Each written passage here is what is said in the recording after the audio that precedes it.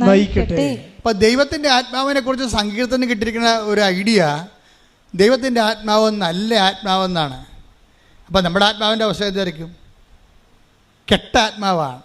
എന്താ കാര്യം? ഇതിലെല്ലാം നമ്മളുടെ സൂത്രപ്പണികളെല്ലാം അതിൻ്റെ തിരിപ്പുണ്ട്. ഉടമ്പടി വെക്കുമ്പോൾ പോലും അതിൻ്റെ അകത്ത് ഉടായ്പുണ്ട്. അതാണ് നല്ല ആത്മാവെന്ന് പറയണത്. അതാണ് നല്ല, ഞാൻ നേരത്തെ പറഞ്ഞു റിഫൈൻഡ്, ഉടമ്പടിയിൽ ഉപയോഗിക്കേണ്ട റിഫൈൻഡ് ലവ് ആണെന്ന്. എന്ന് വെച്ചാൽ റിഫൈൻഡ് ലവ് എന്ന് പറഞ്ഞാൽ ശുദ്ധീകരിച്ച സ്നേഹം. ശുദ്ധീകരിച്ച സ്നേഹം എന്ന് പറഞ്ഞാൽ എന്താണ്? അതിൻ്റെ അകത്ത് അൾട്ടിമേറ്റ് പ്രാധാന്യം ആർക്കാണ്? ഈശോയുടെ പ്രാർത്ഥനയിലുള്ള, ഈശോയുടെ പ്രാർത്ഥനയ്ക്ക് ഗുണം എന്താണ്? എൻ്റെ ഇഷ്ടമല്ല, അങ്ങയുടെ ഇഷ്ടം നിറവേറട്ടെ. അപ്പം ജീവിതത്തിൻ്റെ അകത്ത് നല്ല ഒരു വിഷയങ്ങൾക്കെല്ലാം ദൈവ ഇഷ്ടത്തിന് പ്രാധാന്യം കൊടുക്കണം. ഇപ്പം ഇന്നലെ ഒരു പെങ്കൊച്ച് ഇവിടെ വന്നിട്ടുണ്ടായിരുന്നു. അപ്പോൾ അവളോട് സംസാരിച്ചപ്പോഴേ ഞാൻ ശ്രദ്ധിച്ചു, അമ്മയുടെയും മകളുടെയും മുഖഭാവങ്ങളെ എൻ്റെ ഉപദേശത്തിൻ്റെ സമയത്ത് മാറി മാറി ഞാൻ വാച്ച് ചെയ്തായിരുന്നു. അപ്പോൾ മകൾ എന്നോട് പറഞ്ഞു, അപ്പോൾ അവൾ ഇവിടെ ന്യൂസിലൻഡിൽ അവരെ വർക്ക് ചെയ്യണം. അപ്പോൾ അവളെ സംബന്ധിച്ചിടത്തോളം ഈ ഇടയ്ക്ക് അവൾക്ക് റുമാറ്റിക് പെയിൻ വന്നു, വാതരോഗം. അപ്പോൾ ഞാൻ ചോദിച്ചു, നീ ഉടമ്പടി എടുത്തപ്പോൾ നിൻ്റെ വാദം ഒന്നും അമ്മയെടുത്ത് പറഞ്ഞില്ലേ? ഇല്ല അച്ഛാ, ഞാൻ നിത്യതയാണ് പറഞ്ഞിരിക്കണമെന്ന് പറഞ്ഞ്. നിത്യത, അതായത് ഉടമ്പടി എടുത്തപ്പോൾ അവർ ന്യൂസിലൻഡിലെ ഒരു ചെറുപ്പക്കാരത്തിയായ നേഴ്സാണ്. പക്ഷേ ഉടമ്പടി എടുത്തപ്പോൾ വെച്ചിരിക്കുന്ന 6 കാര്യങ്ങൾക്കെല്ലാം തന്നെ എഴുതിയിരിക്കണത് നിത്യതയുമായിട്ട് ബന്ധപ്പെട്ട കാര്യങ്ങൾ എഴുതിയിരിക്കണം. അപ്പോൾ ഞാൻ പറഞ്ഞു, യൂത്തൊക്കെ എന്തുമാത്രം ഇപ്പോൾ അറിയുന്നു. അതാണ് വിഷയം കണ്ടില്ലേ? യൂത്തിൻ്റെയൊക്കെ അവസ്ഥ കണ്ടില്ലേ? അറിയുന്നവൻ ശരിക്കും അങ്ങനെ ഇടിച്ചു പൊളിച്ചാൽ ദൈവത്തിന് അറിയണത്. എന്താണ് ഉടമ്പടി വെച്ചിരിക്കുന്ന വിഷയം? എന്താണ്? നിത്യതയിലെ യേശുവായിട്ട് കണ്ടുമുട്ടുന്നതിനെക്കുറിച്ചാണ് ഉടമ്പടി വെച്ചിരിക്കുന്നത്. കർത്താവേ, നീയും തമ്മിൽ സമയം കുറിക്കേണ്ട ഒരു സമയം വന്നു കഴിഞ്ഞാൽ, നിൻ്റെ കൂടെ ഈ ലോകം വിട്ട് കഴിഞ്ഞാൽ നിൻ്റെ കൂടെ ജീവിക്കാൻ എനിക്ക് കഴിയണമെന്ന് പറഞ്ഞ് ഉടമ്പടി വെച്ചിരിക്കുകയാണ്. ഉടമ്പടി വെച്ച് അവളുടെ ലൈഫിൽ കർത്താവ് അവളെ മൂവ് ചെയ്ത് അവൾ ഇവിടുന്ന് പോയി ന്യൂസിലൻഡിൽ നേഴ്സായിട്ട് ഭംഗിയായിട്ട് ജീവിക്കുന്നത്, ഹസ്ബൻഡുമായിട്ട് ജീവിക്കണേ. പക്ഷേ അവൾ ഇടയ്ക്ക് 2 കൊല്ലം കഴിഞ്ഞപ്പോൾ അവൾക്ക് ആർത്തൈറ്റിസ് വന്നു. ആർത്തൈറ്റിസ് വന്നപ്പോൾ ഞാൻ ഇവളോട് സംസാരിച്ചു. ആർത്തൈറ്റിസ് വരുമ്പോൾ ഇവൾക്ക് ആർത്തൈറ്റിസ് വന്ന് ഇവൾക്ക് വേണ്ടി പ്രാർത്ഥിക്കാനാണ് ഇവളുടെ അമ്മ വരണത്. ഞാൻ പറഞ്ഞു, ആ സബ്ജക്റ്റ് ഇവിടെ എടുക്കത്തില്ല. ഞങ്ങൾ തമ്മിൽ ആങ്ങളുടെയും പെങ്ങളുടെയും ചേട്ടത്തിൻ്റെ മക്കളാണ്. അപ്പോൾ ഞാൻ പറഞ്ഞു, ഞാനവരോട് പറഞ്ഞു, നമ്മളെ റിലേഷൻസൊക്കെ ഉണ്ട്, ചേട്ടത്തിൻ്റെ മക്കളല്ലേ, സ്വന്തം മക്കൾ. പക്ഷേ നിൻ്റെ ഈ വിഷയം ഞാൻ എടുക്കത്തില്ല. എന്താ, നിൻ്റെ ആർത്തൈറ്റിസ് ഞാൻ എടുക്കത്തില്ല. ഫാമിലിയും ബന്ധമൊക്കെ നമുക്ക് ആ രീതിയിൽ സംസാരിച്ച് പിരിയാം, പ്രാർത്ഥിക്കത്തില്ലെന്ന് പറഞ്ഞു. എന്താ കാര്യം? നിൻ്റെ ഉടമ്പടി പുതുക്കിയിട്ടില്ല, അതാണ് സംഭവം. ഉടമ്പടി പുതുക്കിയിട്ടില്ല. ഞാൻ പറഞ്ഞു, നീ ഉടമ്പടി പുതുക്കിയിട്ട് കറക്റ്റ് ചാനലിൽ അച്ഛൻ കൃപയും നിൽക്കുന്ന സമയത്ത് ആൾക്കാരെ വാ. അതുവരെ എനിക്ക് നിന്നോട് കുറച്ച് കാര്യങ്ങൾ സംസാരിക്കാനുണ്ട്. അപ്പോൾ ഉടമ്പടി പുതുക്കിയിട്ടില്ലാത്തത് കൊണ്ട് ബന്ധുവാണെന്ന് പറഞ്ഞാലും അനിയത്തിയുടെ ആൻറ്റിയുടെ സ്വന്തം ആൻറ്റിയുടെ, എന്നെ പഠിപ്പിച്ച ആളെ കൂടിയാണ് ഈ ആൻറ്റി എന്ന് പറഞ്ഞത്, അമ്മയുടെ അനിയത്തി. അവർ ടീച്ചറായിരുന്നു. അപ്പോൾ എൻ്റെ ഫീസൊക്കെ അടച്ചിട്ടൊരു കാലത്തിരുന്ന് അവരാണ് അടച്ചുകൊണ്ടിരുന്നത്. എന്നാലും ദൈവികമായ വിഷയത്തെ വരുമ്പോൾ കോംപ്രമൈസ്, ഒത്തുതീർപ്പില്ല. അത് നമ്മൾ ഒത്തുതീർത്തിട്ട് കാര്യമില്ല. കാര്യം എന്താ? അവിടെ ദൈവമാണ് പ്രവർത്തിക്കേണ്ടത്, അല്ലാതെ മനുഷ്യരക്തമല്ല അവിടെ പ്രവർത്തിക്കേണ്ടത്. അപ്പോൾ ദൈവത്തെ പ്രവർത്തിക്കണമെന്നുണ്ടെങ്കിൽ അവർ ഫുൾ ആൻഡ് ഫുള്ളായിട്ട് കർത്താവിൻ്റെ പ്രവർത്തിക്കാൻ പറ്റിയൊരു ഉപകരണമായിട്ട് മാറണം.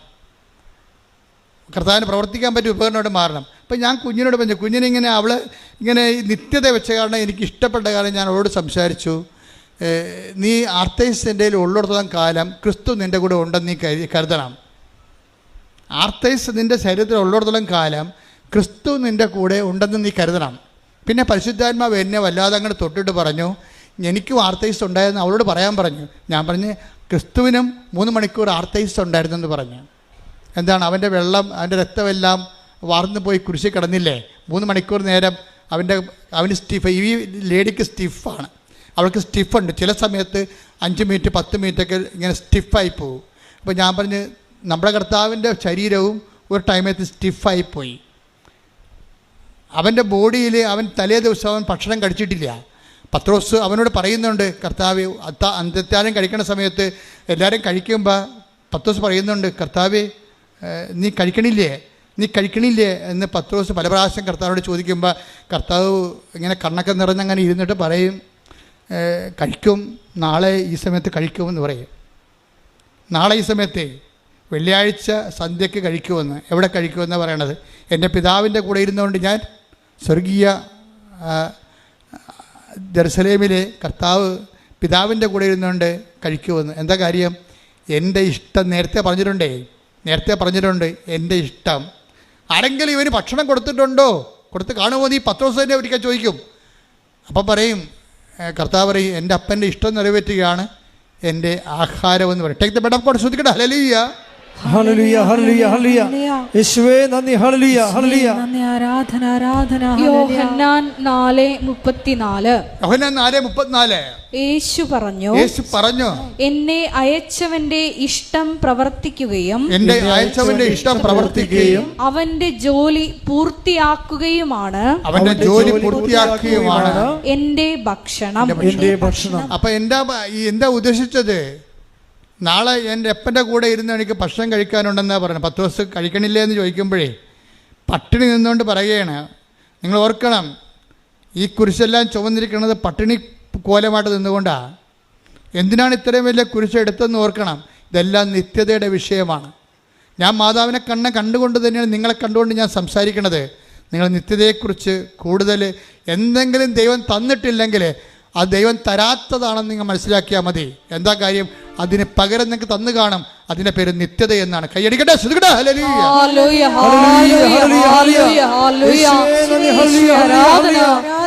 നിത്യത ഞങ്ങൾക്ക് അവകാശമാക്കുവാൻ നീ തന്ന എല്ലാ സാധനങ്ങൾക്കും. ആരെങ്കിലും അവന് ഭക്ഷണം കൊടുത്തിട്ടുണ്ടാകുമോ എന്ന് ചോദിക്കുമ്പോഴേ 4:34 യോഹന്നാൻ്റെ സുവിശേഷത്തിൽ എന്താണ് ഈശോ പറയണത്?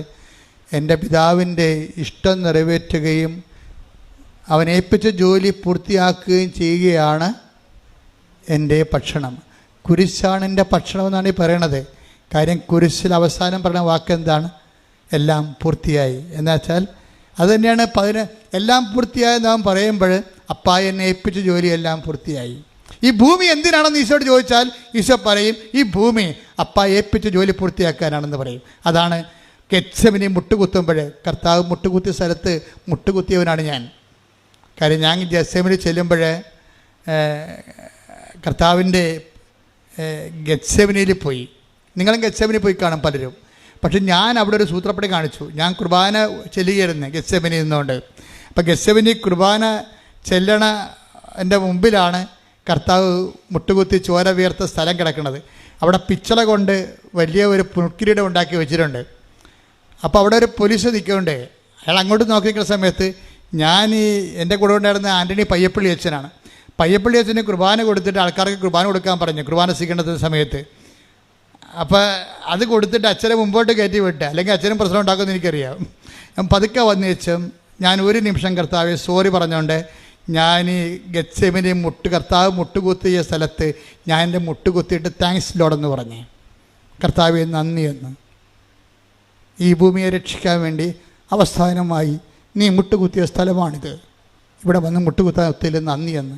അന്ന് നീ പറഞ്ഞൊരു വാക്കുണ്ട്. എന്താ പറഞ്ഞത്? 17:4. Take the bread of God. ശ്രദ്ധിക്കട്ടെ. ഹല്ലേലൂയ. യോഹന്നാൻ 17:4.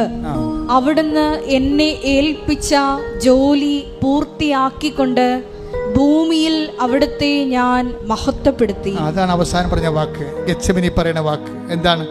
ഞാൻ പൂർത്തിയാക്കാൻ പോണ അപ്പ കുരിശിലേക്ക് പോവുകയാണ്, എൻ്റെ ജോലി പൂർത്തിയാക്കാൻ പോവുകയാണ്. കുരിശ് മരിക്കണ മുമ്പ് തന്നെ മരിച്ചതിൻ്റെ മുഴുവൻ അക്കൗണ്ടിലേക്ക് ആദ്യമേ സമർപ്പിക്കും. എന്താ പറയണത്? പിന്നീട് ഈശോ പറയണത് പിറ്റേ ദിവസമാണ് പറയണത് ഇത് എല്ലാം പൂർത്തിയായെന്ന് പറയണത്. എൻ്റെ മക്കളെ, ദൈവം നമ്മുടെ ജീവിതത്തിൽ നിത്യതയുടെ അംശങ്ങൾ സൂക്ഷിച്ചിട്ടുണ്ട്. അത് നമ്മുടെ കേൾക്കപ്പെടാത്ത പ്രാർത്ഥനയാണെന്ന് ഓർക്കണം. പ്രാർത്ഥിച്ചിട്ടും മാറാത്ത ഒരു രോഗമാണെന്ന് ഓർക്കണം.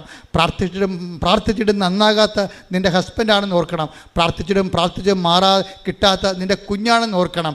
ആരും ദൈവത്തിൽ നിന്ന് കിട്ടിയതല്ല നമ്മൾ ഉയർത്താൻ പോണത്. എൻ്റെ ദൈവവേദന എന്നെ ഉയർത്താൻ പോണത് ദൈവത്തോട് ചോദിച്ചിട്ട് നമുക്ക് കിട്ടാത്തതാണ്. അതാണ് ദൈവത്തിൻ്റെ അതാണ് നമ്മുടെ ആഹാരം. അതാണ് പിതാവ് നമ്മളെ ഏൽപ്പിച്ച് ജോലി എന്ന് പറയുന്നത്. അതാണ് നമ്മളെക്കുറിച്ചുള്ള ദൈവഹിതമെന്ന് പറയുന്നത്. അത് പൂർത്തിയാക്കാൻ അവസരം കിട്ടുമ്പോൾ ചാടി ഉല്ലസിച്ചുകൊണ്ട് ക്രിസ്തുവിൻ്റെ കൂടെ നമുക്ക് ദൈവത്തെ മഹത്വപ്പെടുത്താനുള്ള ദൈവത്തിൻ്റെ അവസരം ഒരു ദൈവ വിളി പോലെ കിട്ടിയിരിക്കുന്നു എന്നുള്ളത് നമ്മൾ സന്തോഷിക്കണം. അതിൻ്റെ മുഴുവനും കൈയും കാലും വെച്ച രൂപമാണ് അമ്മ. അമ്മയും കുരിശിൻ്റെ ചുവട്ടിൽ നിൽക്കുമ്പോൾ എല്ലാം പൂർത്തിയാക്കിയിട്ടാണ് നിൽക്കുന്നത്. എന്താണ്? ബിഹോൾഡ് എന്ന് പറഞ്ഞതിന് ശേഷം ഇതാ കർത്താവിൻ്റെ ദാസി, നിൻ്റെ വചനം പോലെ എന്നിൽ പൂർത്തിയാകട്ടെ എന്നാണ്. എന്നിൽ നിറവേറട്ടെ എന്ന് വെച്ച് കഴിഞ്ഞാൽ എന്താണ്? എല്ലാം നിറവേറിയെന്നാണ് പറയണത് ഈശോ പറയണത്. അമ്മ പറയണത് എന്താണ്? നിന്റെ വചനം പോലെ എന്നിൽ നിറവേറട്ടെ. എല്ലാം പൂർത്തിയാകുന്ന ഈശോ പറയണത്. അമ്മ പറയണത് എന്താണ്? നിന്റെ വചനം പോലെ എന്നിൽ പൂർത്തിയാകട്ടെ. രണ്ട് വചനത്തെ പൂർത്തിയാക്കിയ ദൈവഹിതത്തെ ദൈവിക ആത്മാവിൻ്റെ ആഹാരം പോലെ എടുത്തിട്ട് അതിനെക്കുറിച്ച് ദൈവത്തിന് ഞാൻ നിങ്ങളുടെ കാലെ പിടിച്ച് യാചിച്ച് പറഞ്ഞ ഒരു കാര്യമുണ്ട്.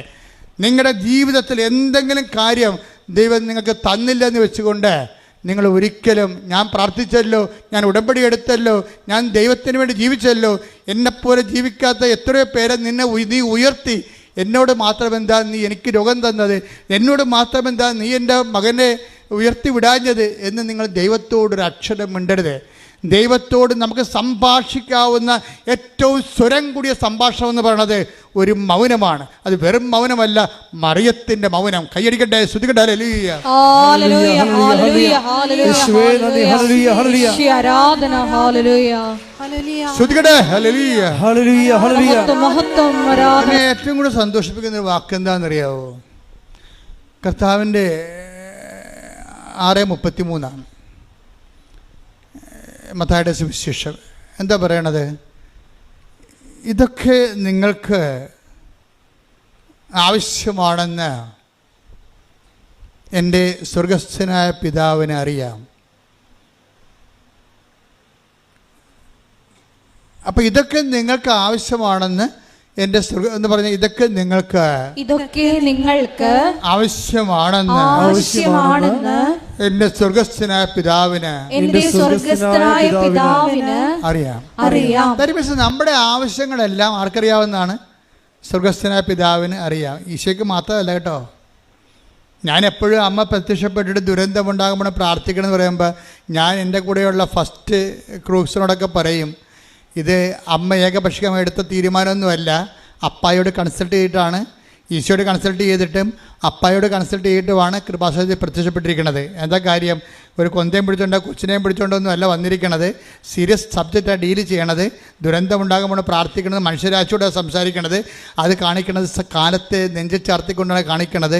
അപ്പോൾ ഇതൊരു സീരിയസ് ആണ് സഭ. അതുകൊണ്ട് തന്നെ നമ്മൾ പോകുന്ന സ്ഥലങ്ങളിലെല്ലാം ഈ പ്രത്യക്ഷീകരണത്തിൻ്റെ സന്ദേശം കൈമാറിക്കൊണ്ടേയിരിക്കണം.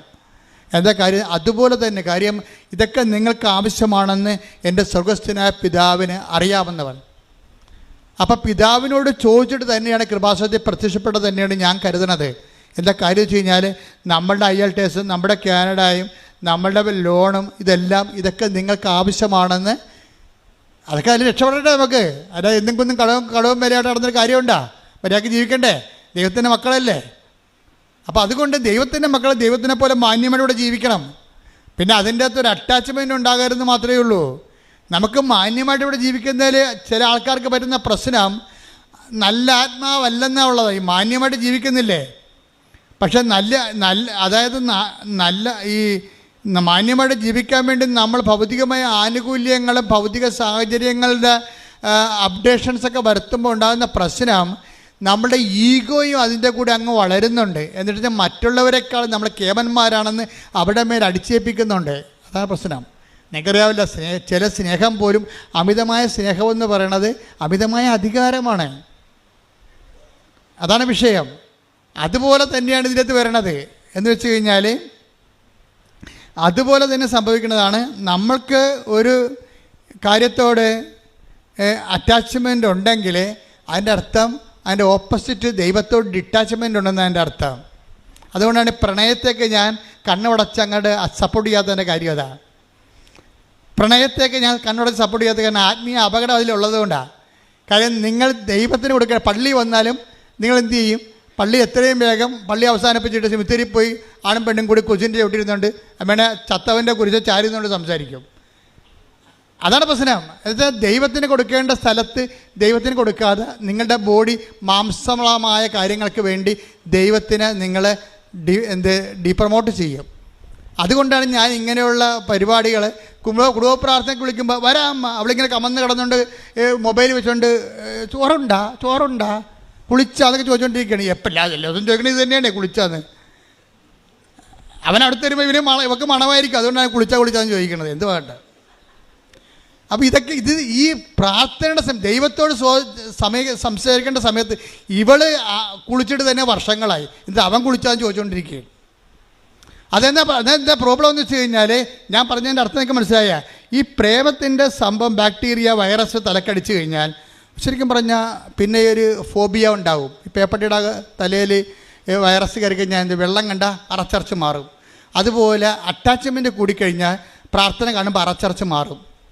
അതാണ് വിഷയം. അതുകൊണ്ടാണ് ആ മര്യാദയ്ക്ക് ജീവിക്ക്, ഒരു ജോലിക്ക് കിട്ടട്ടെ, സ്വന്തം കാലം നിൽക്കാനാകട്ടെ, അത് കഴിഞ്ഞ് പ്രാർത്ഥിച്ചിട്ട് ഒരു ദൈവഹിതമാണെന്ന് കണ്ടാൽ നിങ്ങൾ, ഞാനിത് സ്നേഹിക്കേണ്ടതെന്ന് ഞാൻ പറയത്തില്ല, ബൈബിൾ പറയണില്ല, പിന്നെ ഞാൻ എന്താ പറയണത്. പക്ഷേ ദൈവത്തെ മറന്നുകൊണ്ട് ഈ അഭ്യാസത്തിന് പോകരുത്. നിങ്ങൾക്കത് നട്ടക്കച്ചവടമായിരിക്കും. പറഞ്ഞ മനസ്സിലായില്ലേ? കാര്യം നമുക്ക് ദൈവത്തെ മറക്കുമ്പോൾ ഇതിൻ്റെ പേരിൽ പിന്നെ മാതാപിതാക്കന്മാരുമായിട്ട് കലഹിക്കേണ്ടി വരും. അവിടെ സമാധാനം കളയും. അതാണ് വിഷയം. അവിടെ നമ്മൾക്ക് സമാധാനം ഉണ്ടാക്കി തന്ന മാതാപിതാക്കന്മാരുടെ സമാധാനം കളഞ്ഞിട്ട് നിനക്ക് മാത്രം സൂചിച്ചാൽ ആ സമാധാനത്തിന് എത്ര ആയുസ്സുണ്ടാകും? ഈ ഒരു നടക്ക് ഈ സംഭവം പോകത്തില്ല. അതുകൊണ്ടാണ് സംഭവം. അതുകൊണ്ട് ദൈവത്തെ മറന്ന് ഈ ആൾക്കാരുടെ എല്ലാം, ഞാൻ 10,000-20,000 പ്രേമ കേസ് എടുത്തിട്ടുണ്ട്. ഈ അണ്ണന്മാരുടെ എല്ലാത്തിൻ്റെയും പ്രശ്നം എന്താണെന്ന് വെച്ച് കഴിഞ്ഞാൽ, ഇവരാദ്യം മറക്കണത് ദൈവത്തെ, പിന്നെ മറക്കണത് അത് ഒരാളെ, ഒരു കക്ഷിയെ കിട്ടാക്കഴിഞ്ഞാൽ പിന്നെ എന്ത് പറ്റും? കർത്താവ് പറയും, എന്നോട് കൂടി ശേഖരിക്കാത്തവൻ ചിതറിച്ച് കളയണമെന്ന് കർത്താവ് പറഞ്ഞില്ലേ? അപ്പം ഈ പെണ്ണിനെ അടിച്ച് മാറ്റിയിരിക്കണത്, ആണിനെ അടിച്ച് മാറ്റിയിരിക്കണത് കർത്താവിനോട് ആലോചിക്കാതെയാണെന്ന് മനസ്സിലായത് കൊണ്ടാണ് രാവിലെ ഒരുത്തിനെ സ്നേഹിക്കും, ഉച്ചയ്ക്ക് വേറെ ഒരുത്തിനെ സ്നേഹിക്കും, വൈകുന്നേരം ഒരുത്തിനെ, ഈ 3 പേരും കൂടി ഒരുമിച്ച് കണ്ടെത്തുന്ന കാര്യത്തിൽ ഇവൻ്റെ കാര്യത്തിൽ തീരുമാനമാകും. എന്താ? ചിതറിപ്പോയി.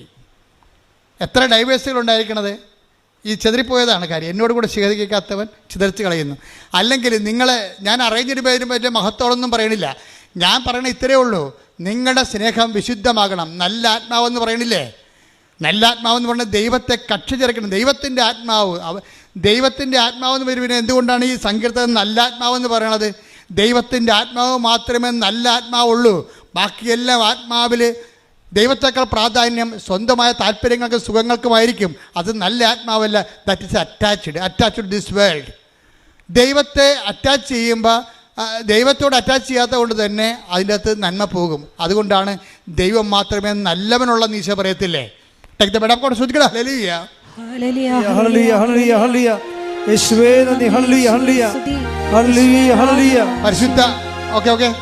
പരിശുദ്ധ പരമദിവ്യകാരുണ്യത്തിന് ആരാധനയും സ്തുതിയും പുകഴ്ചയും.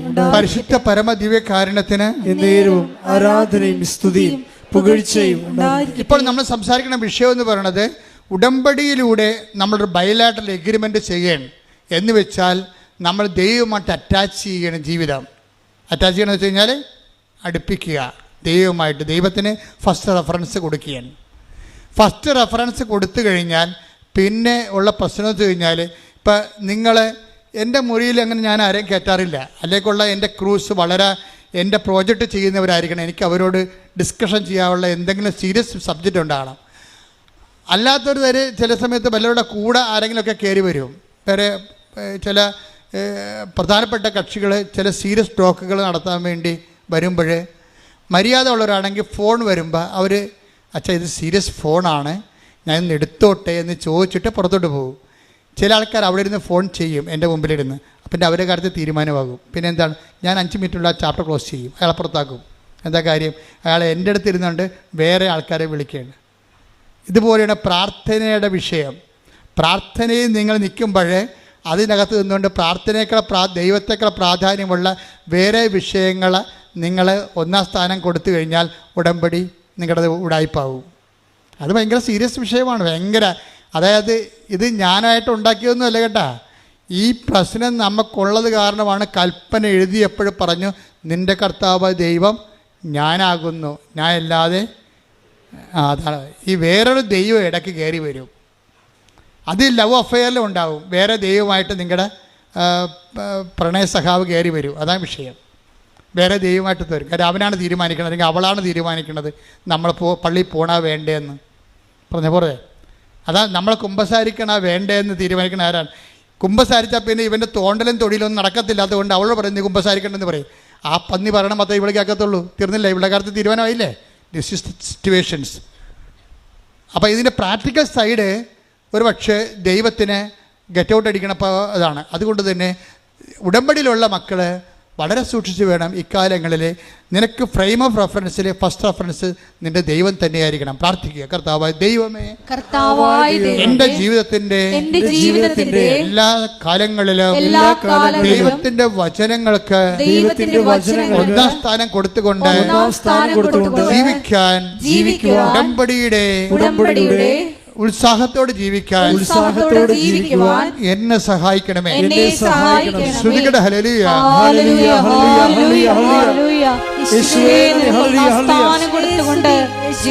ഏത് കാലാവസ്ഥകളും മുന്നേറുവാൻ ആരാധനയിലൂടെ ഞങ്ങളെ അഭിഷേകം ചെയ്യണമേ. ഇത്രയും നേരം കർത്താവ് നിങ്ങളോട് എന്നോട് സംസാരിച്ചത്, ഏതെങ്കിലും വിഷയത്തിൽ ടൈം ലാഗ് ചെയ്യുന്നുണ്ടെങ്കിൽ അത് കിട്ടണത് വരെ അത് ദൈവഹിതമായിട്ട് തന്നെ നീ കണക്കാക്കണം. You got the point.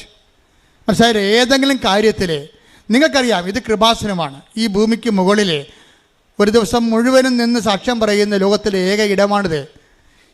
നിൻ്റെ ജീവിതത്തിൻ്റെ പ്രശ്നം ഇവിടെ വന്നാൽ തീരാവുന്നേ ഉള്ളൂ. അതുകൊണ്ടാണ് ദൈവം നിന്നെ ഇവിടെ കൊണ്ടുവന്നത്. നിൻ്റെ കഴിവുകേടിനേക്കാൾ ഉപരി അമ്മയുടെ കഴിവിലും അമ്മയുടെ പ്രത്യക്ഷീകരണ സന്ദേശത്തിൻ്റെ ദൈവഹിതത്തിലുമാണ് ഇത് വർക്ക് ചെയ്യുന്നുണ്ടെങ്കിൽ പ്രത്യക്ഷീകരണത്തിന് സാക്ഷിയാകാൻ ആര് തീരുമാനിച്ചാലും അവൻ്റെ കാര്യത്തിൽ ദൈവം തീരുമാനമെടുക്കും. എന്താ കാര്യം? അത് നമ്മുടെ കഴിവിലല്ല, ദൈവത്തിൻ്റെ കൃപ കൊണ്ട്. കൈയടിക്കട്ടെ, ശ്രുതിക്കട്ടെ.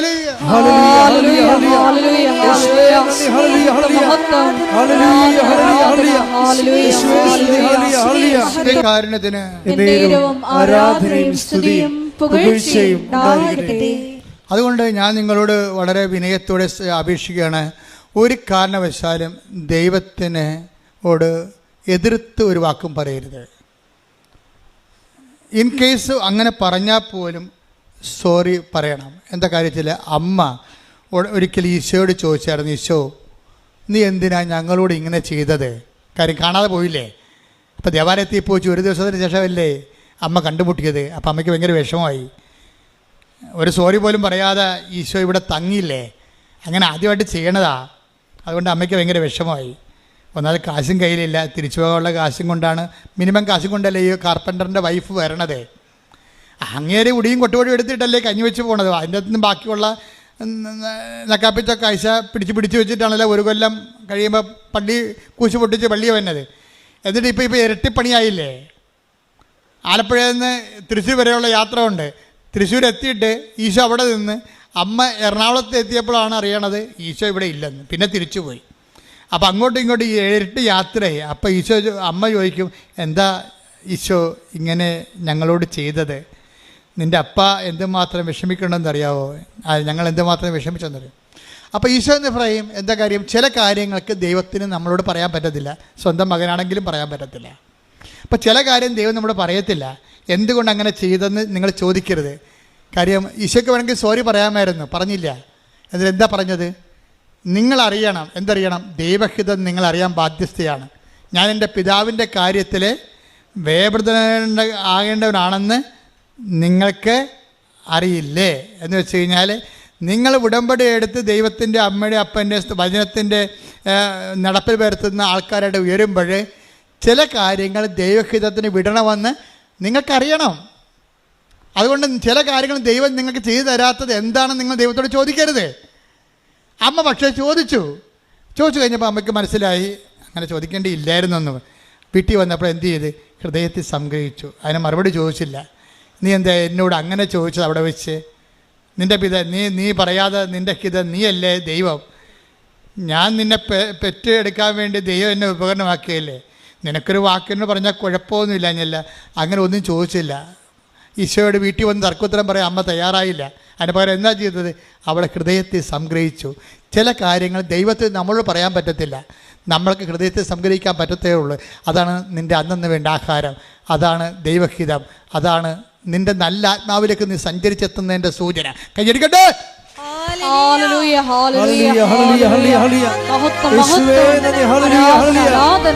എല്ലാ സമയങ്ങളും നിങ്ങൾ ദൈവത്തോട് പ്രാർത്ഥിക്കേണ്ടത്, ഉടമ്പടിയിൽ പുതുക്കി കഴിഞ്ഞാൽ ഒരു നിയോഗം വെക്കേണ്ടത് എന്താണെന്നറിയാവോ? കർത്താവെ, സമയത്തും അസമയത്തും സുവിശേഷം പ്രസംഗിക്കണമെന്ന് എന്നോട് പറഞ്ഞിട്ടുണ്ട്. സമയത്തും അസമയത്തും സുവിശേഷത്തിൻ്റെ ചൈതന്യം ഉൾക്കൊള്ളാൻ എന്നെ സഹായിക്കണമേ. Take the word of God. സമയത്തും അസമയത്തും സുവിശേഷം പ്രസംഗിക്കുക. ശ്രുതികട്ടെ. Hallelujah, hallelujah, hallelujah, hallelujah. യേശുവേ നന്ദി. Hallelujah hallelujah hallelujah hallelujah hallelujah. യേശുവേ ആരാധന ആരാധന ആരാധന. യേശുവേ നന്ദി. മഹത്വം മഹത്വം മഹത്വം. Hallelujah hallelujah. 2 തിമോത്തിയോസ് 4:2. 2 തിമോത്തി 4:2. വചനം പ്രസംഗിക്കുക. വചനം പ്രസംഗിക്കുക. സാഹചര്യങ്ങൾ അനുകൂലമാണെങ്കിലും അല്ലെങ്കിലും ജാഗരൂകതയോടെ വർത്തിക്കുക. മേ ബി, അതായത് നമ്മളെ സംബന്ധിച്ചിടത്തോളം ഉടമ്പടി എടുത്തു കഴിഞ്ഞാൽ പിന്നെ നമ്മുടെ ഓപ്ഷൻ എന്ന് പറയുന്നത് വചന കൈമാറ്റമാണ്. ചിലപ്പോൾ അനുകൂല സാഹചര്യം വരും, ചിലപ്പോൾ പ്രതികൂല സാഹചര്യം വരും. നിങ്ങൾക്ക് സുവിശേഷത്തിനൊരു നിലപാടുണ്ട്. ഇപ്പം സുവിശേഷം ഏക കൊടുക്കുക, സാഹചര്യം അനുകൂലമാണെങ്കിലും അല്ലെങ്കിലും. അതുപോലെ തന്നെയാണ് സുവിശേഷത്തിന് സാക്ഷ്യമാകുക, സാഹചര്യം അനുകൂലമാണെങ്കിലും അല്ലെങ്കിലും. എന്ന് പറഞ്ഞ് സുവിശേഷത്തിന് സാക്ഷ്യമാവുക,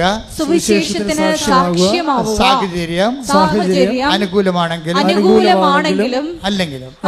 ഇതിന് രണ്ടിനും ആത്മീയമായിട്ട് ഒരേ വാല്യൂ ആണ്.